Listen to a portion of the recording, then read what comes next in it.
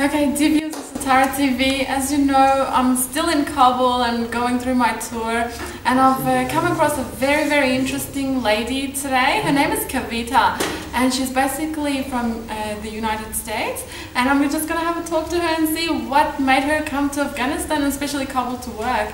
Welcome to the program, Kavita. How are you? Thank you very much indeed for having me. I'm very good, thank you. That's great. So can you please tell me a little bit about how you came to work in Kabul?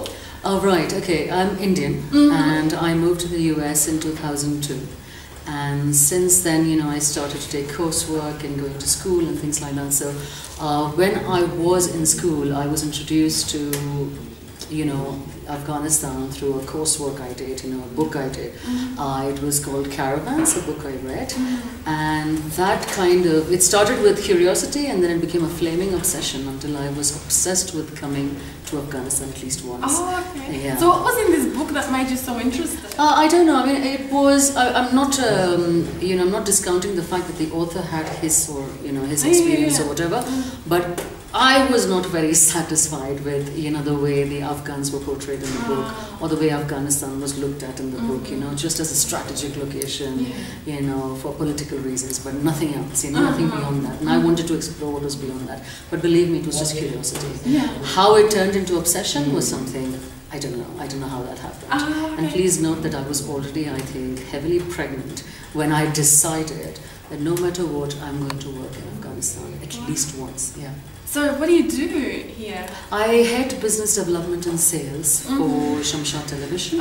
It is the #2 television in Afghanistan. It is a Pashtun television channel, and I head business development and sales. So ad selling and looking for donor projects, and basically that's the kind of my job. It also involves capacity development. So I have Afghan counterparts working with me, and it involves training them in the skills that I have acquired over the years. So that's what it is. Oh, okay, that's really good. So have you moved here with your whole family? Or? Yes, my son is with me. He goes to an American school here, and although he identifies himself as an American, I still identify myself as an Indian living in America. But he speaks Dari fluently, and I think he calls Afghanistan his second home. He feels like that. How many years have you been here? Oh, this is my 5th year. Wow! So you must be enjoying it. Then have you been back? Or? Yes, I keep going back. I mean, I'm a permanent resident of the US, so I go back twice a year. I've also, been so lucky with this job contract that I have, that I've been able to travel to other countries as well and explore. It's always nice. I think these 5 years have been the happiest years of my life.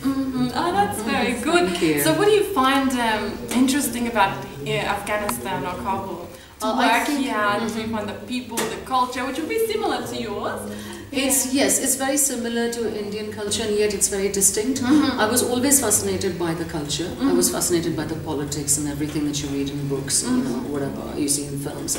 But I think a place grows on you because of its people. It's not just because of the landscape or because of how many malls it has, or it's because of the people. And I credit these 5 years, these 5 happy years, only because of the people of Afghanistan. Oh, okay, that's very good. Do you think that what you see in the media today about Afghanistan, since you've lived here and had the personal experience, do you think it's like that? You know how the mainstream media shows that it's, a destroyed country, everyone's violent. You've been here for 5 years. What is your idea? I've been here with a child for 5 years, so you can imagine. No, absolutely not. I mean, I'm not discounting the things that the journalists write, because, wartime journalists and, investigative journalism, I mean, these things are, they're science. They're really, that's an art, So they're not lying, they're not guessing, but I think that by highlighting only the negative side and by completely avoiding or completely ignoring the positive side, I think they're doing a great disservice to Afghanistan, because I've met a few people here, a few journalists here, and they have a ball of a time here. They go partying, and if you can party in Kabul, then Kabul cannot be a bad place. Exactly. Kabul cannot be that harsh. So if you can have that kind of a life, if a woman is here with a child and she has so much faith in the people here, in the system here, to be able to trust, you know, in her safety and her son's safety, then Afghanistan cannot be such a bad place. Exactly. There you go, viewers, you got it. It's not as bad as you see on the mainstream media. We're not all being killed as soon as we walk out on the streets. We're all having, look at this beautiful place, look at this beautiful environment, which sometimes you can't even find in the Western countries. So, yeah. Is there anything else you can tell me about your experience here in Kabul? Have you been to other provinces, or you've just been in Kabul? No, not in the last 2 years. No, my work has moved into a more advisory position. So I tend to stay in the office and in Kabul a lot more. Yeah. If I have meetings or whatever, they're all here. Conferences or whatever, then they're here. But in the early days, yes, I did travel a lot. And my God, I don't know if people are going to just scar, you know, get like a heart attack, but I used to travel by road and to the provinces, and I've had the most fabulous experience. I mean, if it's even possible, people in the provinces are nicer than the people in Kabul. Exactly. Yeah, I mean, I think people in Kabul are like super nice, but in the provinces they're even better than them. So I can't even tell you how much I miss that experience now. So which other provinces have you been to? I've been to Mazar, Herat, Panjshir, Kunar, Lagman, Nangarhar. So these are the provinces, and you know, there are lots of places around Kabul that I've been to. So you'll have like Istalif and, you know, Pagman and, you know, places like that. Yeah. So you've been to some picnics around Pagman? Sure. I mean, I think everything here is like, you know, when you're a foreigner, I mean, people are so good to you, even if it's like an office meeting or something, they will find a way to entertain you, you know, after your office hours, after your working hours. So they're so kind, they're so hospitable and so generous. That's good to hear. Have you had any problems while being here? The only problems I've ever had, not as a woman, not yet. I mean, you see, I'm usually very covered up. I'm also very reserved when I'm here. Obviously, you know, in the US and in Mumbai where I grew up, life was very different. But then the culture there is very different. So I respected that culture, and I knew, you know, my boundaries in that culture as well. And in Afghanistan, the culture is very different. The environment is different, so I live like that.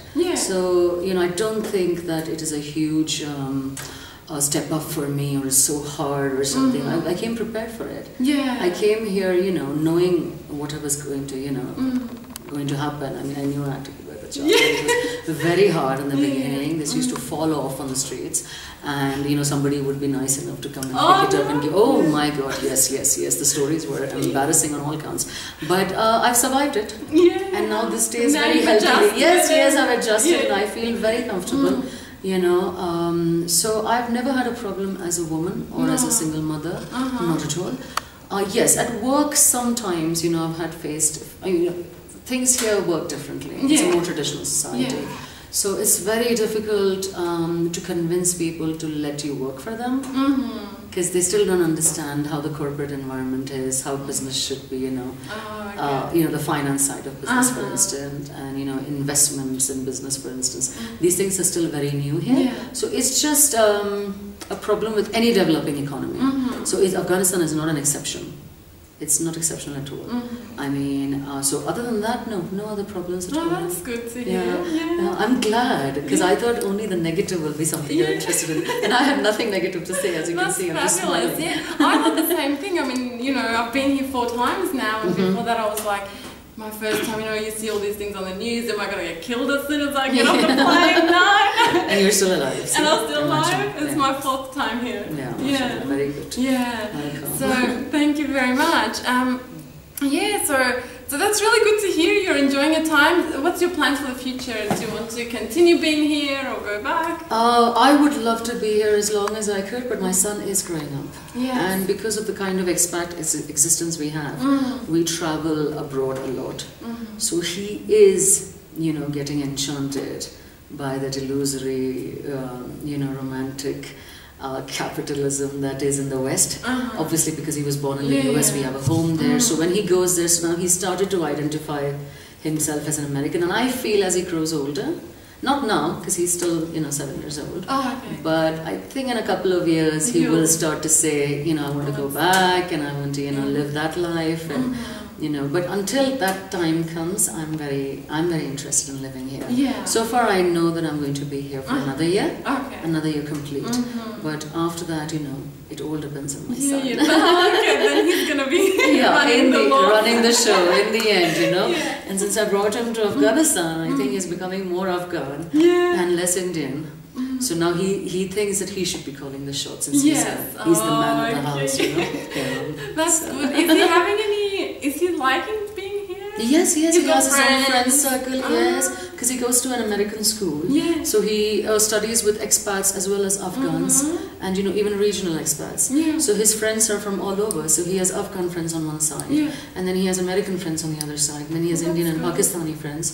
So, I don't know what, people will think about that. But here, Indians and Pakistanis are doing very well. Yeah. We're doing very well and we're very good friends. And so, he is having a ball of a time. And even when we go to the US, there are times when he wishes that his friends would come and visit him, his Afghan friends, because he misses them. Yes. Oh, that's so really far, nice so good. to hear good things. Thank you. Fabulous. Well, I do wish you all the best. Thank you very much. What do you think indeed. about, what's your advice for people who want to come here and work? Just your honesty for all the viewers. Oh, okay. I think the most important thing is for you to learn the language. And get as many books as possible on Afghanistan. Even if you read like 100 books, it's still not enough. Because when you come here and you're hit by the Afghan, the wind, like I just say, the hawa they say, and everything changes, everything changes. You either love it or you hate it, but I've never met people who hate it really. They say they hate it, but when they leave, they want to come back again. So, but the language is very important, especially if you want to work, and it will really, really help you, take you very, very far. That's all from my side. That's very good. Was it easy for you to learn the language? No. It took me 6 months. 6 months, and I was the world's worst student. And, thanks to my teacher for not losing faith in me, I was, a horrible, horrible student. But yes, I kept at it because I knew I had to. Yeah. I knew I had to. Because that was your mission. It was absolutely, so therefore it was easier in that sense because I knew I had to do it. Yeah. But then coming here and working here, it just got better. And now I've picked up the second language as well. In the beginning, I only knew Pashto. The first 2 years, I only spoke Pashto. I never spoke one word of Dari. And now I speak Dari because of my son, because he's so fluent and he's ashamed that I cannot, you should speak have as brought well your as son he. too. My goodness, yeah. Would have been interesting I don't think so. Yeah, well, you would have had to edit a lot. I've saved you the trouble of editing. So thank you so much for this interview. Though. Thank you very much. You guys are having a great time. Yes, we're having a wonderful time, and it was really nice to meet you. Thank you so much for coming on the program. Thank you very much. And we wish you all the me. best of luck being here or being back in the US, wherever you are, all the best. And I hope your program inspires more people to work in Afghanistan. Thank you very much indeed for having me. Thank you. Thank you.